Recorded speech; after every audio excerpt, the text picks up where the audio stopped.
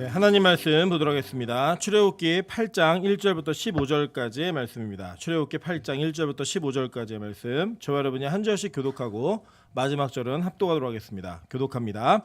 여호와께서 모세에게 이르시되 너는 바로에게 가서 그에게 이르기를 여호와의 말씀에 내 백성을 보내라. 그들이 나를 섬길 것이니라. 내가 만일 보내기를 거절하면 내가 개구리로 너희의 온 땅을 치리라. 개구리가 나일강에서 무수히 생기고 올라와서 내 궁과 내 침실과 내 침상 위와 내 신하의 집과 내 백성과 내 화덕과 내 떡 반죽 그릇에 들어갈 것이며 개구리가 너와 내 백성과 내 모든 신하에게 기어 오르리라 하셨다 하라. 여호와께서 모세에게 이르시되 아론에게 명령하기를 내 지팡이를 잡고 내 팔을 강들과 운하들과 못 위에 펴서 개구리들이 애굽 땅에 올라오게 하라 할지니라. 아론이 애굽 물들 위에 그의 손을 내밀매 개구리가 올라와서 애굽 땅에 덮이니 요술사들도 자기 요술대로 그와 같이 행하여 개구리가 애굽 땅에 올라오게 하였더라. 바로가 모세와 아론을 불러 이르되 여호와께 구하여 나와 내 백성에게서 개구리를 떠나게 하라. 내가 이 백성을 보내리니 그들이 여호와께 제사를 드릴 것이니라. 모세가 바로에게 이르되 내가 왕과 왕의 신하와 왕의 백성을 위하여 이 개구리를 왕과 왕궁에서 끊어 나일강에만 있도록 언제 간구하는 것이 좋을는지 내게 분부하소서. 그가 이르되 내일이니라. 모세가 이르되 왕의 말씀대로 하여 왕에게 우리 하나님 여호와와 같은 이가 없는 줄을 알게 하리니 개구리가 왕과 왕궁과 왕의 신하와 왕의 백성을 떠나서 나일강에만 있으리이다 하고 모세와 아론이 바로를 떠나 나가서 바로에게 내리신 개구리에 대하여 모세가 여호와께 간구하매 여호와께서 모세의 말대로 하시니 개구리가 집과 마당과 밭에서부터 나와서 죽은지라. 사람들이 모아 무더기로 쌓으니 땅에서 악취가 나더라. 합독합니다. 그러나 바로가 숨을 쉴 수 있게 됨을 보았을 때 그의 마음을 완강하게 하여 그들의 말을 듣지 아니하였으니 여호와께서 말씀하신 것과 같더라. 아멘. 네, 주변에 있는 분들에게 이렇게 한번 인사하도록 하겠습니다. 지난주보다 훨씬 젊어지셨습니다. 네, 앞뒤로도 인사하겠습니다. 지난달보다 훨씬 어려지셨습니다. 네, 우리 교회가 은혜 가운데 날마다 젊어지고 어려지는 은혜가 있기를 주님의 이름으로 축원합니다. 네, 별로 안 원하시나 보네요. 네, 예뻐지시고 잘생기시기를 축원합니다. 네, 오늘은 출애굽기 26번째 강의 시간입니다. 출애굽기 8장 1절부터 15절까지의 말씀을 가지고 두 번째 전쟁 풍요와 다산이라는 제목으로 하나님 말씀 증거하도록 하겠습니다. 우리가 보고 있는 이 출애굽기는 이스라엘 민족이 하나님께서 정하신 땅으로 가는 그 여정 가운데 그 출발 지점인 애굽에서 어떠한 사건과 상황들이 있었는가를 우리에게 정확하게 알려주고 있는 이야기입니다. 사실 이 성경을 처음 들었던 이스라엘 백성들은 이미 본인들이 이 출애굽을 경험했던 사람들이었기 때문에 자신들의 과거에 있었던 일들을 기억하고 그 내용 가운데 무엇을 다시금 되뇌이고 다시 회고해야 되는지를 우리에게 알려주기 위해 성경은 이렇게 기록되어져서 읽혀지고 들려지게 되었다는 것을 우린 전제한다면 이 내용이 가지고 있는 것은 단지 어떤 사건에 대한 진술과 기록뿐이 아니라 그 사건과 기록 속에 담겨져 있는 하나님의 뜻과 이스라엘 백성들에게 깨달아야 될 것이 무엇인지를 정확하게 우리에게 전달하고 있다는 하는 사실입니다. 우리 지난 시간에 살펴보았던 것과 마찬가지로 이미 이스라엘 백성들은 430년 동안 이 가나안 땅에서 내려와서 70인이 내려온 인원이 남자 장정들만 60만이 될 때까지 애굽에서 계속 살았습니다. 그래서 대부분의 전부가 이 애굽에서 출생을 했고 애굽에서 유년 시절을 보냈고 애굽에서 청소년기와 장년 시절을 평생을 보내며 늙고 죽고 태어나고 이것을 반복하면서 이 하나님의 백성들이 이 공동체를 이루어 왔습니다. 그러니까 여러분 잘 생각해 보시면 이런 겁니다. 우리나라에서 뭐 일본이라든지 뭐 미국이라든지 중국이라든지 뭐 우리나라의 역사의 흐름 속에서 교포들이 존재하잖아요. 이민 가신 분들이 계시고 이런 분들이 가서 살다 보면은 뭐 1세대는 그래도 한국말이 더 익숙하고 한국 문화가 훨씬 익숙하신 분들인데 2세대, 3세대 이렇게 넘어가게 되면 이제 그렇게 이민 가신 분들의 한국적인 흔적은 외형적인 거 말고는 거의 찾아볼 수가 없고 생각이나 말이나 행동 모두가 다 그 나라의 사람이 되어 있는 것들을 보게 됩니다. 그래서 이게 뭐 제가 성경 공부 시간에 말씀드린 것 같은데 저희 그 하늘문에 제가 고등학생 때부터 굉장히 친하게 지내던 중국 선교사님이 한 분 계십니다. 이분이 조선족 분이세요. 이분이 너무 복음을 사랑하고 이 원장님을 만난 이후로 자기 인생이 바뀌어져가지고 통역하는 것이 자기의 사역이라고 생각하면서 통역을 진짜 잘하고 이렇게 정말 은혜되게 통역을 합니다. 나중에 기회가 닿으시면 한번 보실 기회가 있을 텐데 중국을 몰라도 은혜가 돼요. 통역은 저렇게 해야 된다 이런 느낌이 들 정도로 정말 가깝고 저희가 뭐 진짜 막 제 동생하고 같이 셋이 막 커플 룩도 맞춰 입고 정말 재밌는 데도 많이 다니고 그렇게 했는데 어느 날 그 우리나라하고 중국하고 축구 경기를 하는데 저는 당연히 그 선교사님이 저희 우리나라를 응원할 줄 알았거든요. 대한민국을 아니더라고요. 중국 응원하더라고요. 그러니까 이미 생각은 중국 사람인 거예요.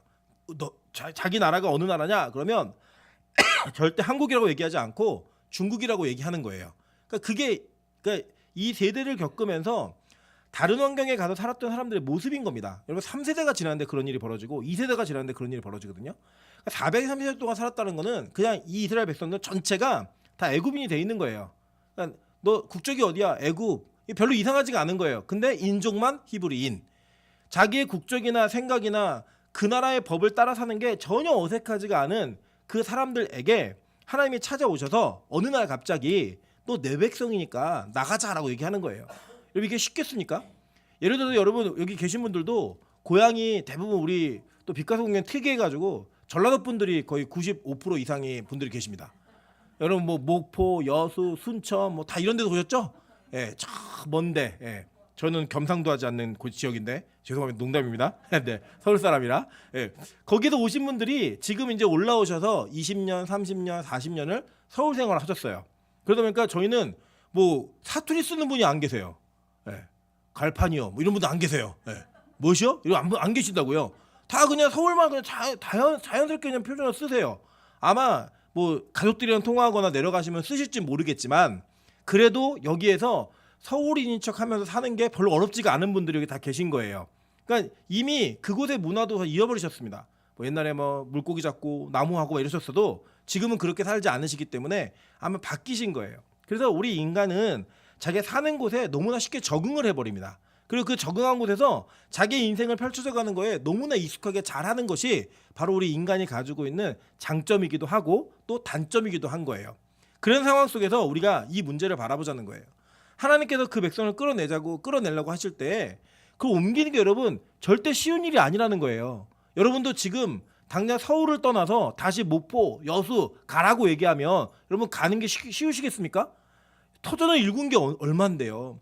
여러분 살아오신 게 얼만데요. 그 살아왔던 것들 너무나 힘들고요. 더 특별히 뭐 1세대들은 또 나이가 드시면 고향에 가고 싶어하는 마음이 있으신 것 같아요. 근데 여기서 여러분의 자녀들로 태어난 아이들은요. 목포하고 상관없는 애들이에요. 거기 외갓집이고 거기 친가고 내려가자 그러면 내가 어딜 가냐. 나는 서울이 우리 집이고 서울이 내 고향이고 서울이 본향이다. 이렇게 얘기하는 사람들이 원래 정상적인 거예요. 그냥. 그러니까 이 애굽에 살고 있었던 이스라엘 백성들은요. 애굽이 자기 집이에요. 그리고 그곳의 세계관과 그곳에 가지고 있는 모든 것들에 그냥 아예 다 적응이 되어서 너무나 자연스럽게 살고 있는 거예요. 그러니까 하나님께서는 그들을 거기서 끄집어내시기 위해는 아주 중요하고 극단적인 사건이 필요했던 겁니다. 그 사건이 무엇이냐면 그들이 살아왔던 방식이 잘못됐다라고 그들이 살아온 방식과 믿고 이해했던 방식이 옳지 않다라는 것을 하나님은 적극적으로 인식해야 되는 그러한 상황과 환경이 필요했던 거예요. 하나님이 어떤 하나님인가? 하나님의 나라는 어떤 원리로 살아가는가? 하나님의 세계관은 지금의 이 땅의 세계관과는 어떻게 다른가가 인식이 되어져야 됐던 겁니다. 그래야지만 따라갈 수 있었기 때문에 그래야지만 그 땅을 떠나올 수 있었기 때문에 그들에게 이 사건이 필요했던 거예요. 여러분 우리가 지난 시간에도 살펴보셨지만 이 애굽에서 하나님께서 10가지 재앙을 행하신 것은 하나님이 하나님 되심을 나타내고자 하는 특별한 목적이 있었고 그리고 하나님께서는 이 애굽 땅에 있는 이스라엘 백성들에게 잘못된 세계관을 바꾸어서 하나님의 세계관으로 바꿔줘야 할 하나님의 백성들에 대한 분명한 책임과 의무가 있으셨습니다. 그래서 하나님은 그들을 교육하신 거예요. 이 사건을 통해. 물론 우리는 이제 이걸 살펴보면서 이것을 통해 애굽 사람들이 어떻게 심판을 받았는가도 보겠지만 더 중요한 것은 심판받았던 사람들의 내용이 중요한 것이 아니라 하나님이 건질 사람들, 하나님의 선택 가운데 있는 사람들이 이 사건을 통해 무엇을 배워야 하는가 이것이 우리에게 훨씬 중요합니다. 왜냐 그것은 바로 우리에게 직접적으로 적용되는 말씀이기 때문입니다. 그리고 여러분 이 10가지의 재앙은요. 각 재앙별로 여러분이 가지고 있었던 기존에 우리가 알고 있던 세계관을 하나씩 무너뜨려야 합니다. 이 세상의 세계관이 무너지고 하나님의 세계관이 세워짐으로 말미암아 기독교 세계관이 세워짐으로 말미암아 이 땅 가운데 내가 이 세상 사람들과는 전혀 다른 시각을 가지고 살아가야만 하는 그런 의무와 그런 내용들을 이 본문 속에서 발견하시기를 바랍니다.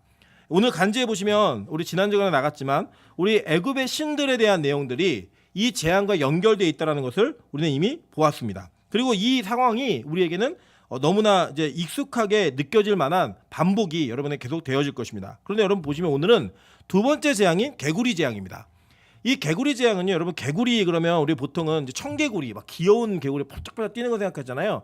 근데 이 애굽에 자리 잡은 개구리는요, 이 라나 닐로티카라고 하는 종인데 우리가 이해하시면 어떻게 이해하시면 좋냐면 두꺼비로 이해하시면 돼요. 막 뛰는 게 아니라 기어다니는 약간 이렇게 두꺼비는 좀 무섭게 생겼잖아요. 그 무섭게 생긴 개구리라고 여러분 이해하시면 됩니다. 근데 이 개구리가 애굽 사람들은 섬기는 신이었는데 헤케트라고 하는 신이었습니다. 결론적으로 말씀드리면 이 개구리 머리를 한 이 신인데 이 개구리 머리를 한 신은 탄생과 부활의 신이에요. 그리고 생산의 신, 다산의 신 이런 겁니다. 왜냐하면 여러분 개구리 알 보신 적 있으시죠? 개구리 한 마리가 알을 낳으면 알을 되게 많이 낳잖아요. 그리고 이 알을 되게 많이 낳고 있는 개구리가 그들에게는 특별한 이미지를 줬던 것 같아요. 그래서 이 풍요와 다산을 상징하는, 왜냐하면 이 시대에는 자식이 많은 것이 그들에게는 굉장히 복이라고 생각을 했고 많은 자녀를 낳는 것이 그 시대 속에는 굉장히 좋은 미덕이었습니다. 그렇기 때문에 그러한 풍요와 다산을 상징하는 이 내용들이 있었던 거예요. 실제로 이 애굽 여자들은요 지금도 이 아이를 임신하면 개구리 부적을 서로 선물로 줍니다. 그리고 우리나라도 비슷한 게 있죠. 떡 두꺼비 같은 아들, 그죠? 이 떡 두꺼비 같은 아들, 이 두꺼비가 이게 개구리에 맞아요. 이거 이미지가 아주 일맥상통하는 거예요. 그래서 나라별로 뭐 다른 이미지를 갖고 있는 짐승들과 어떤 곤충들도 많이 있지만 이 개구리 두꺼비는 약간 비슷한 이미지가 있는 것 같아요. 개구리 알 때문에 아마 그렇지 않을까라고 상상을 해봅니다. 근데 여기 보시면 이 개구리 신이었던 헤케트는 나일강의 신이었던 크눈과 부부지간이라고 여겨집니다. 부부지간이 여겨지고 또 이 개구리에 대한 이 신화들이 이집트에 굉장히 많이 있습니다. 여러분 제가 우리 전체 카톡방에 띄워드린 영상을 1시간 좀 넘는 분량이긴 한데 심심할 때마다 보시면 돼요. 심심할 때 보시면 이제 애굽의 그 신화를 아주 그냥 자연스럽게 이해하기 쉽도록 잘 설명해 놓았는데 여러분 그걸 보시면요 이 재앙이 어떤 의미가 있었는지를 아실 수가 있습니다. 근데 여러분 세상이 만든 신화는요 너무나 합리적이기도 하지만 가변적이기도 합니다. 그게 무슨 의미냐면 이 애굽에는요 헤르모폴리스라고 하는 지역과 멤피스라고 하는 지역과 헬리오폴리스라고 하는 이 세 지역의 신화가 다 달라요.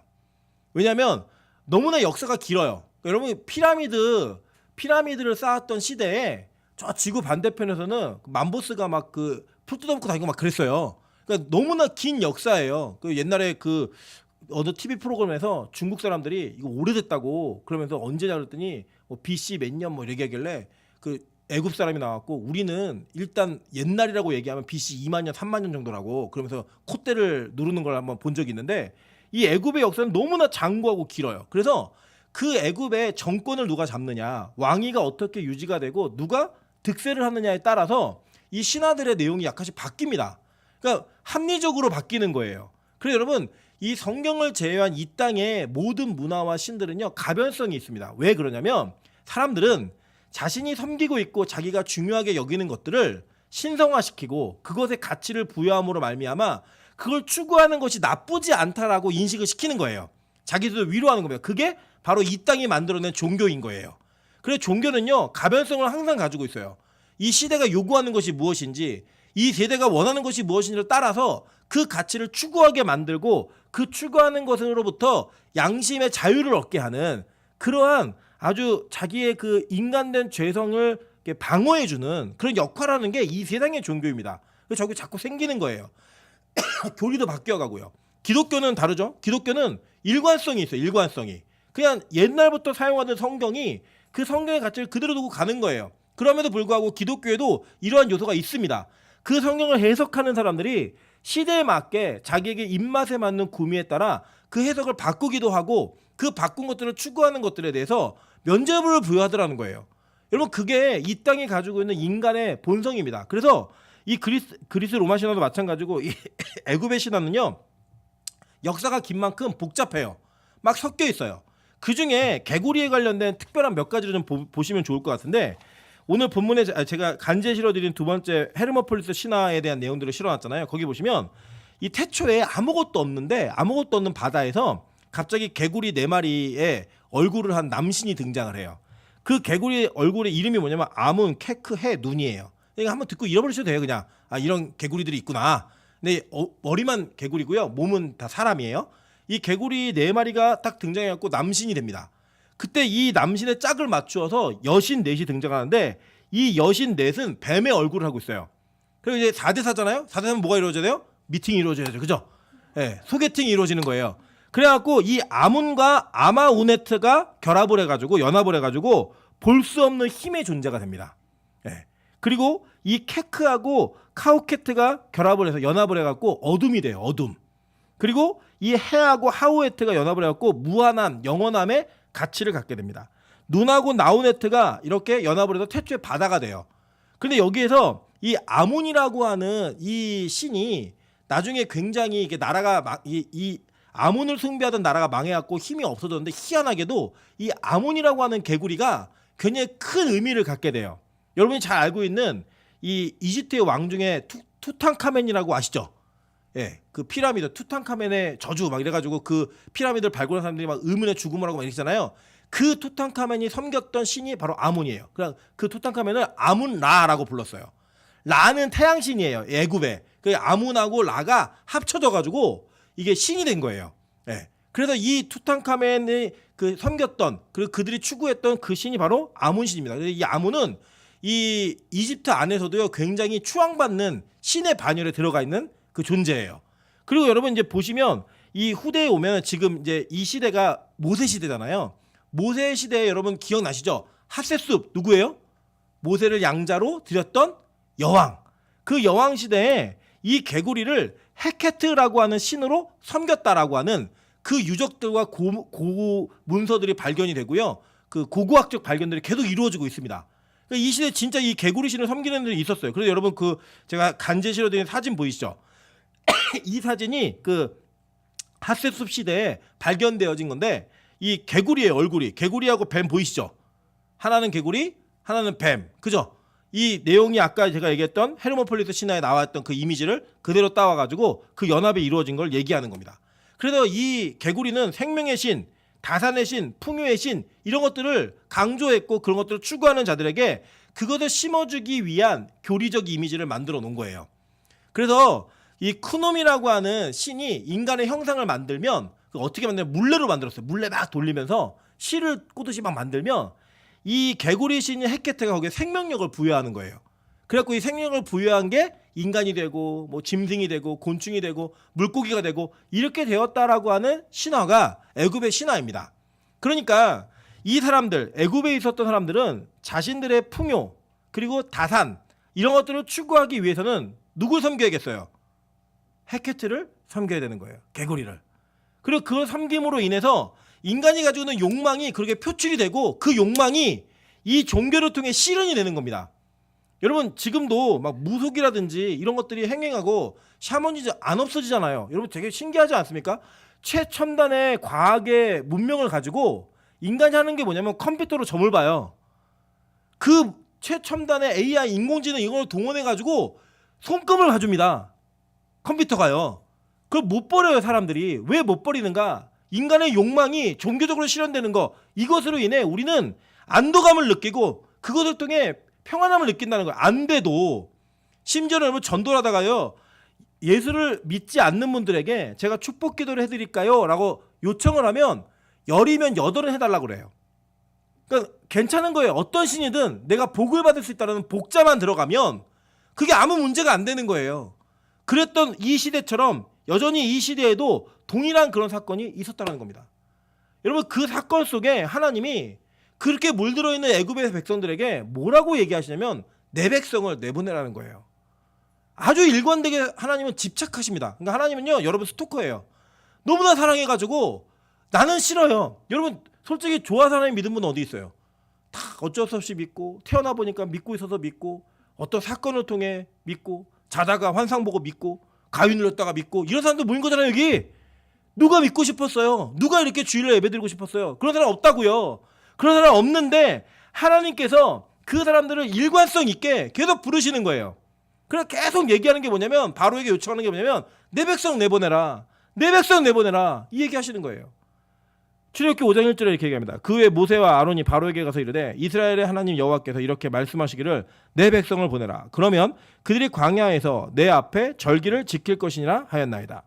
신약에도 마찬가지입니다. 요한복음 13장 1절부터 2절입니다. 유월절 전에 예수께서 자기가 세상을 떠나 아버지께로 돌아갈 때가 이른 줄 아시고 세상에 있는 자기 사람들을 사랑하시되 끝까지 사랑하시니라.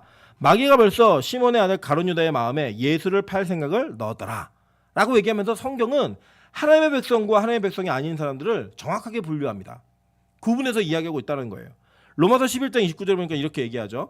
하나님의 은사와 부르심에는 후회하심이 없느니라 라고 얘기해요. 여러분 지금 저와 여러분은 하나님의 일관성 있게 계속 부르시는 거예요. 부르시는데 여러분이 사고를 치고 여러분이 잠깐 신앙이 떨어지고 믿음의 생활이 약해지고 이래도 하나님 후회하신다 안 하신다? 안 하세요. 우리는 후회한다 안 한다? 우리는 결혼하고도 하잖아요. 그죠? 저 왼수하고 왜 결혼했냐? 제가 오늘도 되게 상처를 받은 게 뭐냐면 제가 저희 아내랑 화장실을 따로 써요. 따로 쓰는데 따로 쓰다가 제가 이제 하루는 샤워를 이게 아내 화장실에서 샤워를 하다가 칫솔을 다 벗고 가지러 가는 게 좀 민망하잖아요. 저희 아내 칫솔을 썼어요. 그 칫솔을 썼다고 얘기했더니 난리가 난 거예요. 더럽다, 불결하다. 어떻게 그럴 수 있느냐? 그래서 제가 이게 물었어요. 물었는데 대부분 남편이 없는 청년들은 그 쓰는 거 싫다는 거예요. 남편이 있는 사람들은 괜찮다는 거예요. 근데 저희 아내가 괜찮다 그랬던 사람들이 저희 아내가 도끼를 뜨고 있는 거 보더니 아 고의로 쓴 건 안 되는 거라고 이러면서 막 아내 편을 막 드는 거예요. 눈치 보는 거죠. 권력에 붙는 그 비열한 사람들. 여러분 그 너무 상처가 되는 거예요. 가서 쓰면 좀 어때요? 그 뭐가 문제가 된다고? 아 그랬더니 막 후회하는 눈빛으로 막 이 인간이랑 같이 칫솔을 썼다니 이러면 갈았대요. 칫솔 결국에는 그 전동 칫솔 끄트머리를 갈았다고 자랑합니다. 여러분 그 인간은요 이렇게 후회를 해요. 결혼을 하고 사랑해서 결혼했는데 뭐 같이 밥 먹고 뽀뽀도 하고 뭐 그러면서 뭐 칫솔 같이 생긴 게 뭐가 큰 문제라고 되게 섭섭하더라고요. 근데 우리 하나님 후회 안 하세요. 제가요 저희 아내한테는 사고를 이만큼 쳤다면 하나님한테는 이만큼 쳤거든요. 저희 하나님은 한 번도 저에게 후회하신 적이 없어요. 여러분 그게요 저의 이야기만이 아니라 여러분의 이야기라는 거예요. 우리 인간은요 아무리 사랑해서 결혼했어도 아무리 신뢰했어도요 후회합니다. 그런데 하나님은요 절대 후회하시지 않는다는 거예요. 이스라엘 백성이 어떤 문제를 일으켜도요 하나님 끝까지 그들을 붙들고 가신다는 거예요. 보세요. 디모데후서 4장 18절에 이렇게 얘기합니다. 주께서 나를 모든 악한 일에서 건져내시고 또 그의 천국에 들어가시도록 구원하시리니 아멘. 우리 이거 믿는 거예요. 여러분 여러분의 의지와 여러분의 노력으로 절대 하나님 나라에 들어가지 못합니다. 하나님께서 우리를 붙드시고 인도하셔서 끝까지 그 하나님 나라에 들어갈 때까지 우리를 포기 안 하시고 붙들고 계시다라는 거예요. 그게 바로 은혜이고 그게 우리가 배웠던 성도의 견인의 교리인 겁니다. 여러분 그걸 우리가 믿으면서 가는 거예요. 그러면서 우리가 할 건 뭐예요? 그에게 영광이 세세무궁토록 있을지어다. 아멘. 그 영광만 누리는 거예요. 그게 우리가 해야 되는 일처럼 하나님은 그렇게 이스라엘 백성들을 끄집어내신다는 거예요. 근데 이 사람들의 생각에는 뭐가 있는 거예요? 풍요와 다산. 이 신이 이미 그들에게 자리를 잡고 있는 거예요. 하나님은요 아예 명확하게 명시하셨습니다. 출애굽기 12장 12절에 이렇게 얘기하셨죠. 내가 그 밤에 애굽 땅에 두루다니며 사람이나 짐승을 막론하고 애굽 땅에 있는 모든 처음 난 것을 다 치고 애굽의 모든 신을 내가 심판하리라. 나는 여호와라. 하나님이요 마지막 장자를 죽이시는 재앙을 통해 이 10가지의 재앙이 무슨 의미가 있는지 선언하신 거예요. 내가 애굽의 모든 신을 심판하겠다요. 그 심판의 현장을 우리가 보고 있는 겁니다. 그러니까 여러분 이스라엘 백성이 뭘 본 거냐면 자기들이 추구했던 그 인생의 목적, 그 목적을 정당하게 믿었던 종교적인 형상이었던 우상, 헤케트. 그 헤케트가 하나님 앞에서 박살나고 그 헤케트가 나를 얼마나 괴롭히는지를 경험한 거예요. 그게 얼마나 나의 인생에 해가 되는지를 경험하게 한 거예요. 직접. 그 직접 경험하로 말미암아 하나님께서는 그 신이 진짜가 아님을 선언하시고 그 진짜가 아닌 신에 대한 환멸과 모멸감을 통해 그 신을 떠날 수 있는 힘을 우리에게 허락하시는 거예요. 그게 바로요, 여러분 우리가 인생을 살아가는 과정이고 우리가 인생을 살아가는 목적입니다. 여러분 제가 보니까요, 저는 청년사역 오래 했으니까 청년들 중에 결혼 진짜 하고 싶어하는 애들 있어요. 막 결혼하고 싶어서 안달이 나는 애들 있어요. 그래서 막 결혼하고 싶어도 그러다 진짜 결혼해요. 하는데 그 결혼 때문에 되게 후회 많이 해요. 이럴 줄 알았으면 늦게 할 걸. 이럴 줄 알았으면 좀 더 알아보고 할 걸. 이혼하더라는 거예요. 그리고 결혼식 행진곡에 가사가 있잖아요. 속았구나. 그리고 입장하는 거예요, 그냥. 그렇게 입장하고 나서 그 인생이 행복할 줄 알았는데 그게 안 되더라는 거예요. 어떤 특정한 대학만 가면 인생이 행복할 줄 알았는데 그 특정한 대학을 가가지고 행복하지 않더라고요. 실제로 제가 이전에 청년 때 섬겼던 교회에 그냥 뭐 서울대생이 밟힐 정도로 많이 있었습니다. 제가 고등학교 친구들 중에도 저희 고등학교 저희 동기가 60명이 서울대 갔어요. 전교 60등이면 서울대 간 거예요, 그냥. 그 서울대 갔던 친구들 얘기를 들어보니까요, 그 학교를 가서요, 우리가 볼 때는 야, 우리는 한 번도 구경도 못한 대학교에 버스를 타고 지나가는 대학교에 들어가니까 얼마나 행복하겠나. 아니에요. 그 안에서도요, 무슨 과를 다니고 있느냐, 그게요, 자기들의 자존감이 무너지고 자기들이 어떤 행복감이 완전히 사라지게 되는 일들이 있고요. 좋은 과를 들어갔어도 그 안에서 몇 등의 성적을 갖고 있는지, 어떤 위치에 있는지를 따라 자기들이 가지고 있는 등급이 결정이 된대요. 그것 때문에 되게 스트레스 받아요. 그래서 여러분 진짜 보잖아요. 뭐 민사고, 카이스트 이렇게 정말 좋은 대학 가가지고 행복하지 않은 애들 많이 봅니다. 돈 번다고 행복해질까요? 돈 그렇게 번 사람들 진짜 행복하던가요? 인기 얻은 연예인들이 진짜 행복하던가요? 여러분 우리 그런 사람들이 이유 없이 죽고 우울증에 빠져 죽고, 여러분 얼마 전에 넥슨을 게임 업계가 굉장히 많이 부흥했고, 넥슨이라고 하는 회사가요, 여러분 제가 아는 교사 선생님도 그 초기에 그 멤버였는데 엄청 커졌잖아요, 회사가. 그 회사의 창업주가 그 모든 걸 은퇴하고 미국에서 자기 생을 스스로 마감했습니다. 여러분 이해되세요? 그 이해 안 되는 그런 상황이 우리 눈앞에 널려 있는 거예요. 하나님이요, 그것들을 따라 살았던 자들을 철저하게 심판하시고 그것이 우리가 추구해야 될 신이 아님을 삶의 현장에서 계속 보여주시는 거예요. 보여주시는데 우리 그걸 모르는 거예요. 여전히 바뀌지 않는 거예요. 여전히 그 문제에 사로잡혀 있어서 그 개구리가 우리를 해했던 것처럼, 이스라엘 백성을 해했던 것처럼 내가 추구하는 것들이 나를 해하고 있다는 것들을 깨닫지 못하는 거예요. 오늘 성경은요 분명히 얘기합니다. 시편 78편 43절부터 52절입니다. 그때 하나님이 애굽에서 그의 표적들을 소환들에서 그의 징조들을 나타내사 그들의 강과 시내를 피로 변하여 그들을 마실 수 없게 하시며 쇠파리 떼를 그들에게 보내어 그들을 물게 하시고 개구리를 보내어 어떻게 하셨어요? 해하게 하셨으며 라고 얘기해요. 이 전까지는 그들에게 그것은 풍요와 다산을 상징하는 자기들의 부족물 같은 거였어요. 자기들이 원하고 추구하는 것들을 이루어줄 수 있는 신이었다고요. 자신들을 유익하게 만들 거라고 생각했는데 그 생각했던 것들이 자신들을 어떻게 했어요? 해하게 만들었다라는 거예요. 그러면서 마지막 구절 보세요. 뭐라고 얘기했냐면 52절입니다. 그가 자기 백성은 양같이 인도하여 내시고 광야에서 양떼같이 지도하셨도다. 자기 백성을 따로 구분해서 꺼내시는 거예요. 그래서 하나님의 방법대로 인도하시는 거예요. 그래서 여러분 우리는 같은 세상을 살고 있지만 다른 통치를 받고 사는 존재들입니다. 이 세상의 사람들은 이 세상을 살면서 이 세상의 원리의 통치를 받으며 살아요. 근데 우리는요, 이 세상을 같이 살고 있는데 그 사는 가운데에서 다른 통치를 받고 사는 거예요. 근데 그들과 섞여 살고 있는 거예요. 그래서 여러분 우리는 이 세상을요 분리돼서 사는 게 아니에요. 섞여 사는데 거기에서 혼합물처럼 사는 겁니다.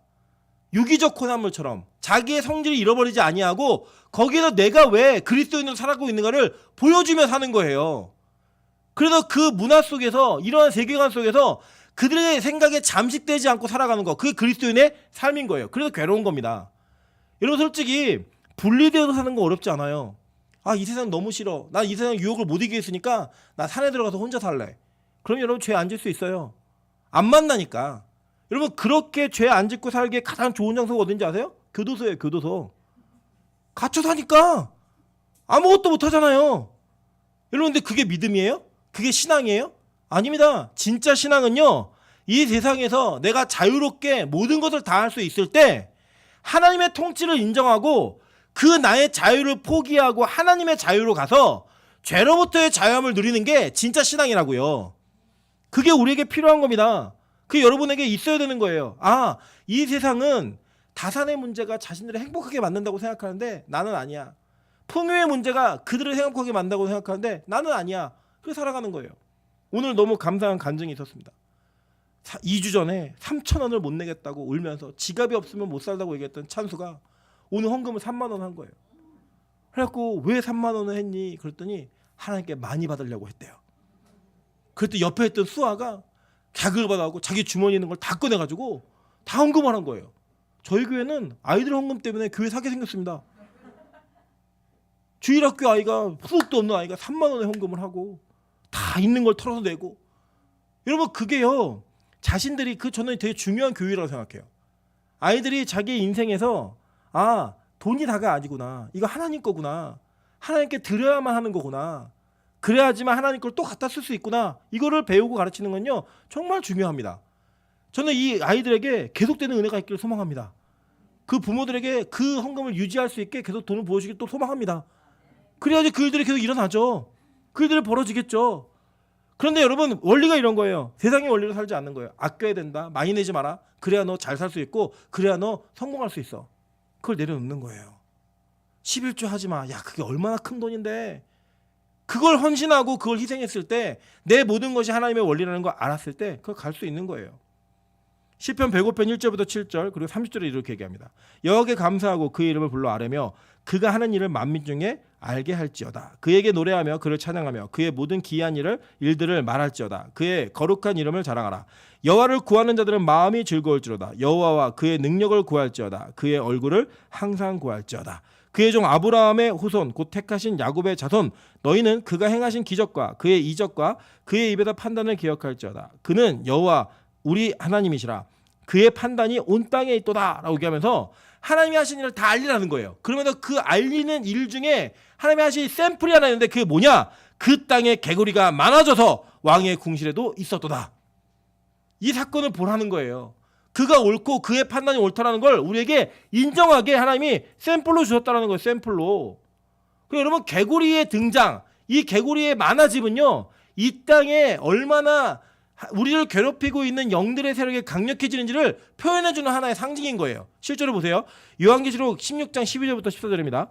또 여섯째 천사가 그 대접을 큰 강 유브라데에 쏟음에 강물이 말라서 동방에서 오는 왕들의 길이 예비되었더라. 또 내가 봄에 개구리 같은 새 더러운 영이 용의 입과 짐승의 입과 거짓 선지자의 입에서 나오니 그들은 귀신의 영이라.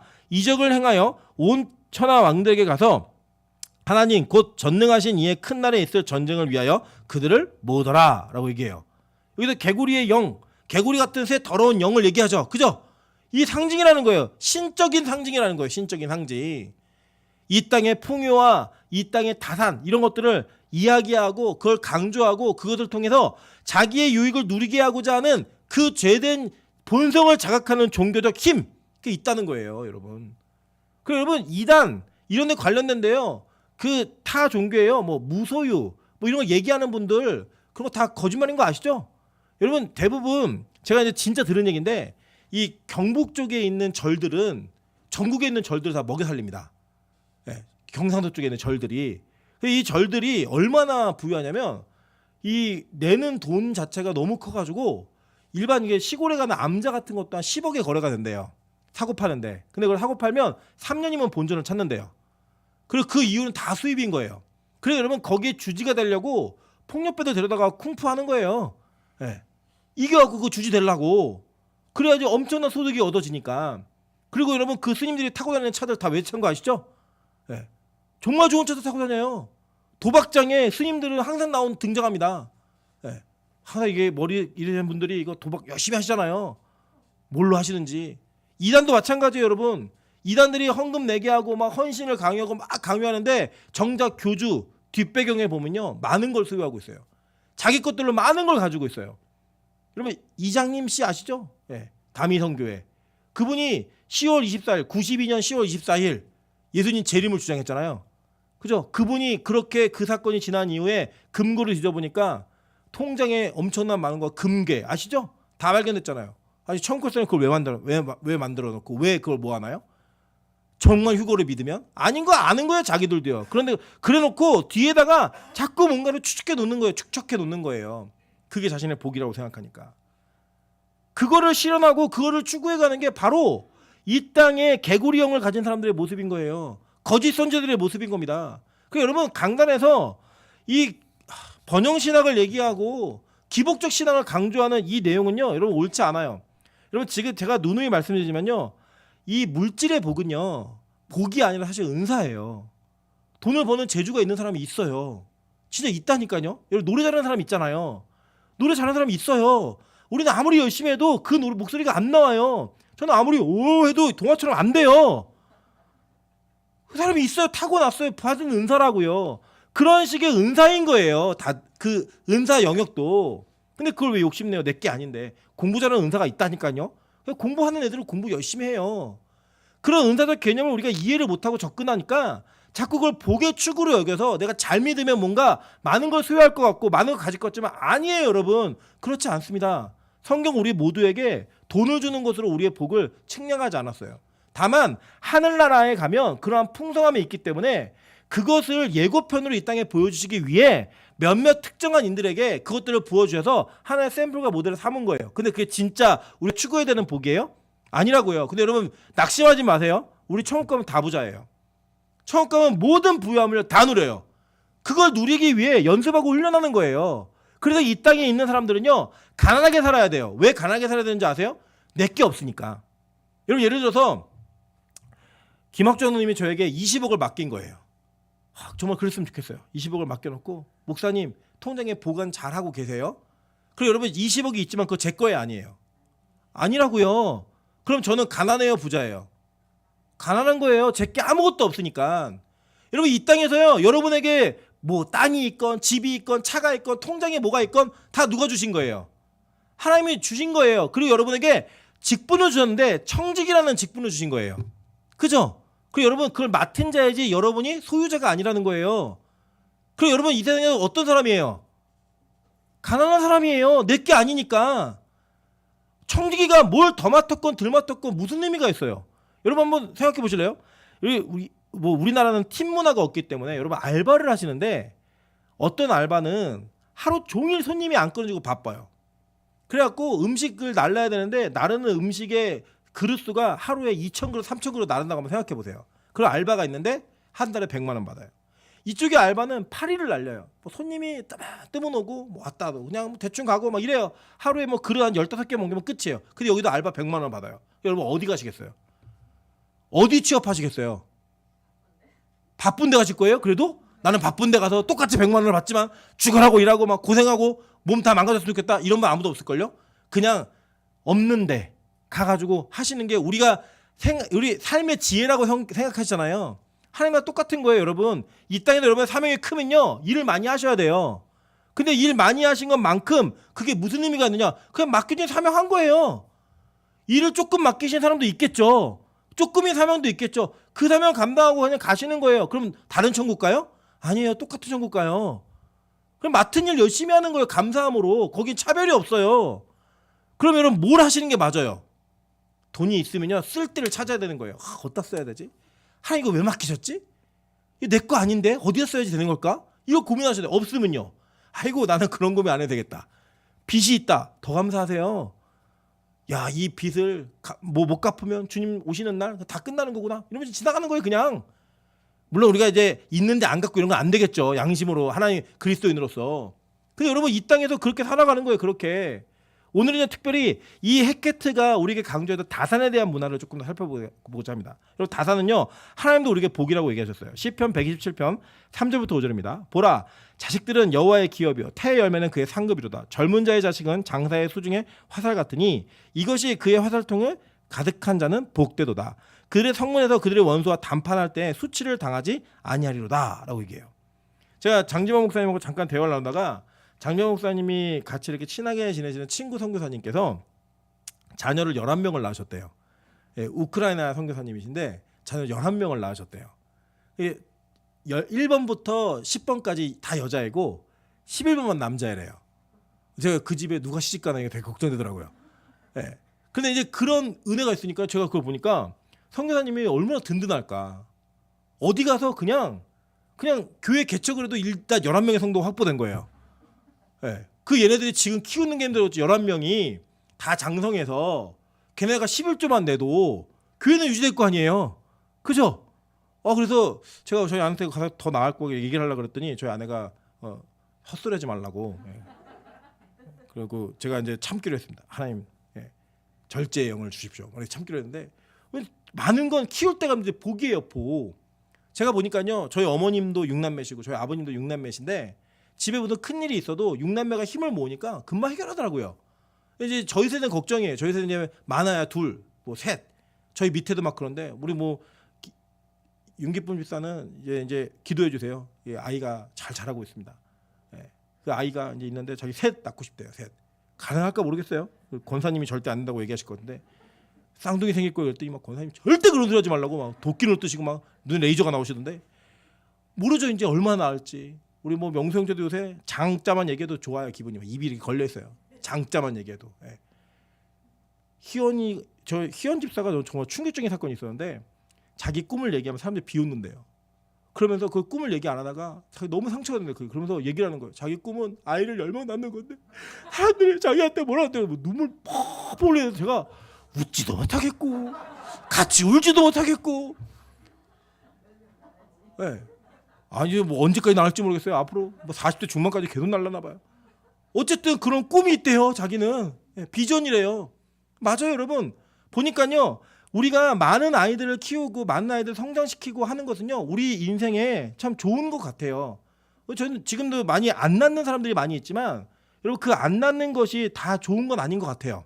하나님이 정해주신 어떤 원리가 있고 원칙이 있는데 좀 나라가 경제도 그렇고 모든 건 좀 잘 돌아가서 아이를 낳아서 잘 기를 수 있는 환경이 좀 되었으면 좋겠어요. 분위기가. 그런데 여러분 보면 주일학교도 다 망하고 있고요. 뭐 그 망하고 있습니다. 여러분 우리 어르신들 기억나실 거예요. 한 반에 80명, 90명 있었던 세대도 있었고 저희 때만 해도 60명씩 있었는데 지금 많은 학교가 20명 중반대예요. 한 반에. 그것도 초등학교는 4반, 3반 이렇게밖에 없어요. 큰 문제죠. 저출산의 문제. 이런 문제가 있는데 이 아이를 낳는 것도 문제지만 낳은 아이들을 기르는 것도 문제더라는 거예요. 저는요 사실 너무 죄송하지만 제가 장가도 늦게 가고 아이를 늦게 낳는 바람에 여러분에게 아이를 이렇게 키워라라는 어떤 샘플과 모델을 보여줄 만한 그런 양육의 어떤 샘플은 없습니다. 그래서 제가 이 설교를 참 하기가 참 어려울 수도 있고 여러분이 공감이 안 되실 수도 있어요. 그래서 저는 어떤 예를 이야기하기보다는 성경이 자녀와 부모들의 관계 속에서 무엇이 성령적인 관계인가를 어떻게 원리적으로 가르치고 있는가 이 내용들을 통하여서 여러분에게 어떤 자극과 또 준비 이런 것들을 통해 이 세상에 추구하고 있는 아이들에 대한 욕심과 교육이 아니라 하나님 나라에 추구하고 있는 아이들에 대한 욕심이 무엇이어야 되는지를 한번 살펴보는 그런 시간을 갖도록 하겠습니다. 먼저 성경은 자녀와 부모와의 관계를 정확하게 정의하고 있습니다. 에베소서 6장 1절부터 4절입니다. 자녀들아 주 안에서 너희 부모에게 순종하라. 이것이 옳으니라. 내 아버지와 어머니를 공경하라. 이것은 약속이 있는 첫 계명이니 이로써 내가 잘되고 땅에서 장수하리라. 또 아비들아 너희 자녀를 노엽게 하지 말고 오직 주의 교훈과 훈계로 양육하라 라고 얘기합니다. 이것을 예수님께서는 마가복음에서 예수님 시대에 가르치셨는데 마가복음 7장 10절부터 13절입니다. 모세는 내 부모를 공경하라 하고 또 아버지나 어머니를 모욕하는 자는 죽임을 당하리라 하였거늘 너희는 이르되 사람이 아버지에게나 어머니에게나 말하기를 내가 드려 유익하게 할 것이 고르반 곧 하나님께 드림이 되었다고 하기만 하면 그만이라 하고 자기 아버지나 어머니에게 다시 아무것도 하여 드리기를 허락하지 아니하여 너희가 전한 전통으로 하나님의 말씀을 폐하며 또 이와 같은 일이 많이 행하느니라 하시고 라고 얘기했어요. 자 보세요. 계속 디모데전서 5장 4절입니다. 만일 어떤 과부에게나 자녀나 손자들이 있거든 그들로 먼저 자기 집에서 효를 행하여 부모에게 보답하기를 배우게 하라. 이것이 하나님 앞에 받으실 만한 것이니라 라고 얘기합니다. 자 성경은요 일관성 있게 신구약을 통해서 가르치고 있는 내용이 뭐냐면 자녀들에게 부모에게 순종하라는 거예요. 그 순종을 가르치라는 겁니다. 그리고 거기 안에 뭐라고 얘기하냐면 이것을 나는 하나님께 예배드리고 뭐 하나님께 헌금하고 이러냐고 우리 부모한테 할 게 없어 라고 하지 말라는 거예요. 예수님 직접 가르치신 거예요. 그리고 뭐라고 또 가르치고 있냐면 어떤 과부에게 자녀나 손자들이 있거든 그 애가 돕지 말라는 거예요. 과부를 먼저 그 자녀들을 보고 집안에서 효를 행하는 걸 위해서 보답하기를 배우게 하라 라고 명령하고 있습니다. 그러니까 뭐냐면 지금 이 땅에서 보통 우리가 뭐 맘충, 파충 이런 단어를 써요. 그래서 모든 것이 하나밖에 없는 뭐 둘밖에 없는 이 아이들에게 다 집중되어져 가지고 아이들이 부모를 섬기고 아이들이 부모에게 효를 행하고 아이들이 순종하는 걸 가르치는 게 아니라 부모가 자식들의 종이 돼 있어요. 부모가 자녀들을 섬기고 있고 부모가 자녀들에게 효를 다하고 있고 부모가 자녀들에게 모든 것을 다 던지고 그 일생을 다 바치고 있습니다. 그래서 자녀들은 자기가 왕인 줄 알아요. 자기들의 일생에 자기 모든 것들이 자기들을 중심으로 돌아가야 된다고만 생각을 해요. 여러분 이게요 뭐 너무 그 적용을 철저히 하셔가지고 뭐 찬임하는 애들한테 효를 다해야지 이렇게 하지 마시고요. 그냥 돌봐야죠. 걔네들은요 돌봐주는데 자라가는 성장 과정 속에서 아이들이 하나님과 우리와의 관계 속에 우리가 하나님을 부모로 여기고 예수 그리스도께서 성부 하나님께 순종하셨던 것을 본으로 하여 우리에게 그것을 요구하셨던 것처럼 여러분의 가정의 관계 속에서 이것을 요구하고 가르치라는 거예요. 그게 합당하다라는 겁니다. 그래 지금이 우리가 가지고 있는 어떤 교육의 방식이라든지 이런 것들이 성경적이지 않은 내용이 참 많이 있고 그것을 적용할 때 제대로 적용하지 못하는 일들이 참 많이 있다라는 거예요. 저는 여러분의 자녀가 여러분의 우상이 되지 않기를 주님으로 축원합니다. 여러분이 자녀를 우상으로 섬겨야 될 대상이 아니고요. 자녀는 하나님을 그리고 그 하나님을 섬기는 것들을 이 땅에 있는 부모를 통해 실현하고 가정 속에 이루어지는 걸 통해서 하나님과 관계가 어떤지를 배우고 유지하는 거예요. 그게 바로 부모가 해야 될, 가르쳐야 될 사명이라고 성경은 이야기하고 있습니다. 그래서 우리는 기독교인들은요, 그리스도인들은 아이들을 교육할 때 반드시 여러분과 자녀의 관계 속에 하나님의 관계를 대입시키셔야 돼요. 그리고 그렇게 교육하시고 가르치셔야 됩니다. 하나님이 이렇게 하셨잖아. 예수님께서 십자가로 돌아가셨잖아. 순종하신 거야. 그렇게 하신 것처럼 아버지도 할머니에게, 아버지도 할아버지에게 순종한다. 너도 그렇게 해야 돼.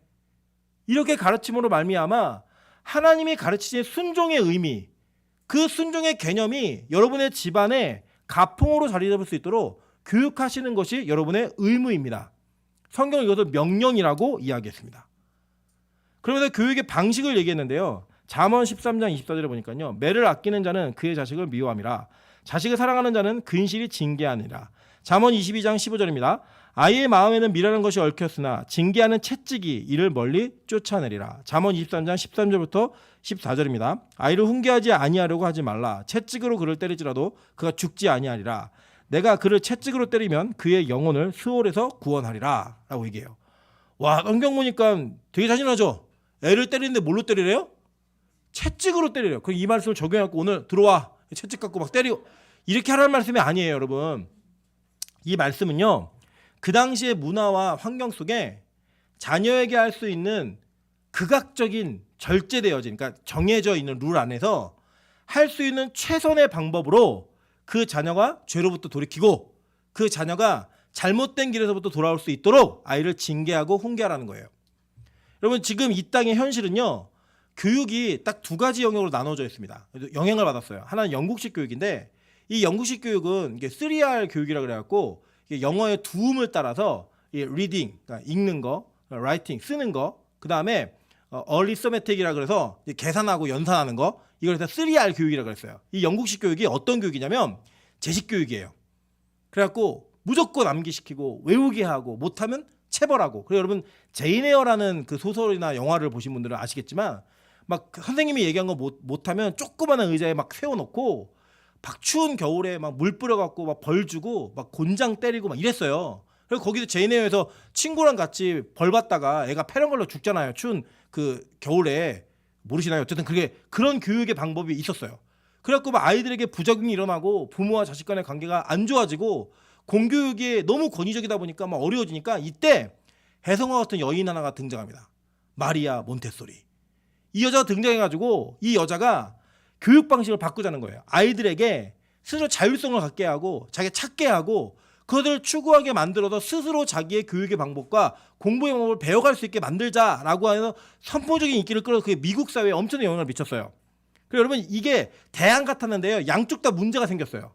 어떤 문제가 생겼냐? 첫 번째 영국식 교육 방법은 아이들이 너무나 규율적이고 압제되어진 그 상황 속에서 잘하고 스스로 성장하지 못하는 거예요.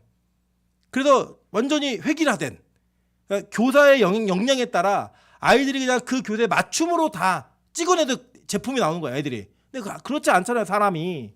그래서 하나님께서 주신 인간의 자유, 인간의 개개인 특성이 말살되어지는 그런 안 좋은 악영향이 있었어요. 이게 몬테소리를 바뀌면 다 좋아질 줄 알았는데 몬테소리는 뭘 간과했느냐? 인간의 죄성을 간과해 버렸어요. 스스로 뭘 창조하고 스스로 뭐를 찾아갖고 할 수 있다라고 하는 것을 가능성으로 두었는데 그렇지 않아요. 그리고 여러분 미국 가시면 미국 교육의 병폐가 뭐냐면 전 인구의 98%가 멍청해요. 그래서 여러분 미국 가서 계산해 보셨어요? 계산? 잔돈을 내면, 그러니까 돈을 내고 잔돈을 거둬달라고 $100를 내잖아요. 경악을 합니다. 그러니까 25달러짜리 사고 100달러 내면 75, 우리 금방 거실었잖아요. 얘네 하나하나 세서줘, 얘네는요. 실수할까봐. 왜냐면 그 연산을 못해요. 그걸 못해요. 근데 그 2%는요, 그 몬테소리 교육 방식에 완전한 적화된 사람들인 거예요. 그래서 얘네 천재가 나와요, 천재가. 그 2%가 미국 전체 사회를 이끌어가는 거예요. 그 훌륭한 그 천재 같은 애들이 나와가지고 전체 이끌어가는 교육 방식이에요. 우리나라는 이게 좋다는 거 하고 저로 없어요. 뭐가 좋은지도 몰라. 때리기도 했다가 뭐 안 때리면 안 된다 그랬다가 안 때리니까 이런 문제 생겼다. 여러분 인간이 세운 교육 방식은요, 하나님 말씀에 의지하지 않고서는 절대로 어떤 방식을 세워도 완전하지 않습니다. 뭐 교육이 되게 100년 봐야 된다. 정권 바뀔 때마다 수능 바뀌죠. 애들 불쌍해 죽겠어요. 올해는 이렇게 준비했다. 내년 저렇게 준비했다가 내후년은 어떻게 되지? 항상 고민해야 되는 거예요. 왜요? 인간을 제대로 파악하지 못하고 성경적으로 이해하지 못하니까 그런 일들이 벌어지는 거예요. 성경은요, 우리에게 아이들을 징계해야 되는 영역과 그 방법을 정확하게 제시해 줌으로써 뭘 배제시켰냐면요, 여러분의 감정을 배제시킨 거예요. 여러분의 소신을 배제시킨 거예요. 이게 되게 중요한 사실입니다. 아이를 때릴 수 있어요. 그리고 아이가 맞을 수도 있어요. 그런데 거기에 여러분의 감정이 들어가면 안 돼요. 저희 아내가 그걸 기억하더라고요. 장모님이 남편과의 관계에서 어려움이 생기면, 장인어른 관계에 생기면 자기한테 화풀이 했다는 거예요. 어렸을 때 그걸 기억을 해요. 자기가 분명히 맞았는데 부모는 모를 거라고 생각하고 때렸는데 아이는 알아요. 아, 우리 엄마가 다른 일로 화가 나서 날 때리고 있구나. 그걸 알아요. 그리고 그러다 보니까 그 체벌의 방식이 막 손찌검이 나가고 막 비인격적인 방식이 막 나가는 거예요. 성경은요, 그걸 결제해 놓은 거예요. 여러분 여기서 뭐 채찍이라니까 너무 잔인해 보이시죠? 그런데 그 당시에 아이들을 체벌하는 도구였다고요. 그게 우리나라 옛날 회초리처럼. 그런 방식과 어떤 룰을 정해놓으면서 이 아이들로 하여금 올바른 훈육을 받게 만든 거예요. 그래서 성경에 뭐라고 얘기했냐면, 자녀들아 너희는 순종해. 그런데 부모들아 뭐라고 얘기했냐면, 자녀를 노엽게 하지 말고 오직 주의 교훈과 훈계로 양육하라 라고 얘기한 거예요. 그러면 일방적인 자녀들의 순종만을 요구해서 몽둥이로 때려가면서 마저도 참어, 이게 아니라고요. 절제되어진 방법과 원리를 갖는 거예요. 원칙을. 그래서 때로는 부모가 그 원칙을 어겼을 때 사과도 할 수 있어야 되고, 때로는 양보도 할 수 있어야 되고, 인정도 할 수 있어야 돼요. 제가 어저께인가 그저께 찬수가 TV를 밤늦게 보고 있는 거예요. 그래서 제가, 찬수야 TV 멈추고 끄든지 이빨 닦고 와서 그리고 TV를 봐 라고 얘기했더니 얘가 왜? 그러는 거예요. 왜가 어딨어. 이빨을 닦아야 되니까 먼저 양치를 하고 그리고 TV를 보라고. 끈다? 그래서 얘가 가면서 막 우는 거예요. 그래서 너무 화가 나는 거예요. 야, 양치하는 게 뭐가 잘못돼? 울어. 그랬더니 이전에 엄마랑 약속을 한 거예요. TV를 몇 시까지 보고 양치를 하겠다고. 약속이 되어 있는 상태에서 보고 있어요. 저는 그걸 못 봤어요. 못 들었고. 그러니까 저는 제가 가지고 있는 원칙으로는 얘가 너무 양치를 안 하고 자는 일이 많으니까 그냥 양치 먼저 하고 TV 보다 자. 이렇게 아이의 편의를 봐주려고 한 건데, 이게 아이한테 충돌이 된 거예요. 엄마는 분명히 TV를 보고 그 다음에 양치를 하라고 약속을 먼저 했는데, 제가 아이를 불러 세워놓고 미안해, 아빠가 못 들었어. 엄마랑 약속한 걸 못 들어서 아빠가 실수했어. 미안하다. 그냥 TV 보고 양치하자. 여러분 이 말하는 게요, 사실 되게 힘들어요. 부모가, 특별히 저희 어머니 세대, 아버지 세대는 부모가 뭔가를 잘못했을 때 자녀들에게 아빠가 잘못했다, 엄마가 실수한 것 같다 라고 말하는 게 정말 힘들어요. 그리고 뭐라고 얘기하냐면, 그냥 네가 나이가 들면 다 알겠지. 근데 여러분 그게 상처가 되니까요, 아이가 안 자라요. 못 자라요. 제가 보니까요, 인터넷 게시판에 젊은이들이 글을 올리는 내용 중에 상당수의 많은 내용이 아버지에게 받은 상처, 어머니에게 받은 상처를 아직도 못 태어나가지고 성인이 되었는데 그 상처로부터의 자기 인생을 올무처럼 그게 매여 있어가지고요, 못 벗어나요. 그 아이의 노여움이 풀리지가 않은 거예요.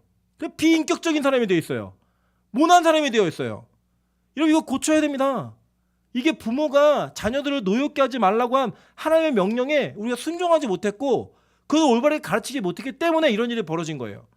세상은요 그냥 자녀들을 위해주고 하고 싶은 거 다 하게 해주고 이 모든 것들이 좋은 거라고 얘기해요. 그래서 제가 진짜 희한한 사람들 봤다니까요. 교회 영화부 예배로 왔는데 애가 휴지를 뽑아요. 티슈 이렇게 각티슈 있잖아요. 그걸 뽑는데 어디서 무슨 이상한 얘기를 들었는지 3살까지는 노라는 얘기를 아이한테 하면 안 된대요. 애가 그걸 다 뽑을 때까지 부모가 그걸 보고 있어요. 다 보고 있어요 그거를. 아이가 우상이에요. 반대로 어떤 부모는 자식이 소유물이에요. 넌 내가 먹으라면 먹고 먹지 말라면 먹지 마. 그래서 그 아이는 군대식이에요. 그냥 애가 위축돼 있어요. 항상 다 뭐예요? 자기의 소유물을 생각한 거예요. 풍요와 다산의 신을 섬기면서 그 풍요와 다산의 신으로 얻어낸 내 노력의 결과이기 때문에 내 건 거예요. 그게 내 마음대로 해야 되는 거예요. 그러니까요 그 자녀들이 망가지는 거예요. 여러분 진짜 저는 청년들 사역을 많이 하다 보니까요 청년들이 연애하다 결혼했는데 시댁과의 불화, 시어머니의 불화. 또 미국은 희한하대요. 미국은 장모님과 사위가 그렇게 싸워요. 네. 우리나라는 이제 고부간의 갈등이 안 끊어지잖아요. 근데 진짜 이상한 사람도 있어요. 전 진짜로 들었는데 신혼여행 갔다 왔는데 시어머니가 부부 침대에서 자요. 가운데도 잔대요. 이거 진짜 있는 일이었어요. 제가 이렇게 상담했던 일 중에 그 이혼했어요. 못 견디겠다는 거예요. 아직도 자녀가 그렇게 잘못되어진 교육 방식으로 커가지고 데이트를 하면서 부모한테 물어요. 엄마 오늘 뭐 먹어야 돼? 그래서 부모의 영역을 못 벗어나요. 여러분 제가 그 오은영 박사가 얘기한 것 중에 참 동감되는 얘기가 뭐였냐면 양육의 목표가 뭔지 아세요? 독립이에요.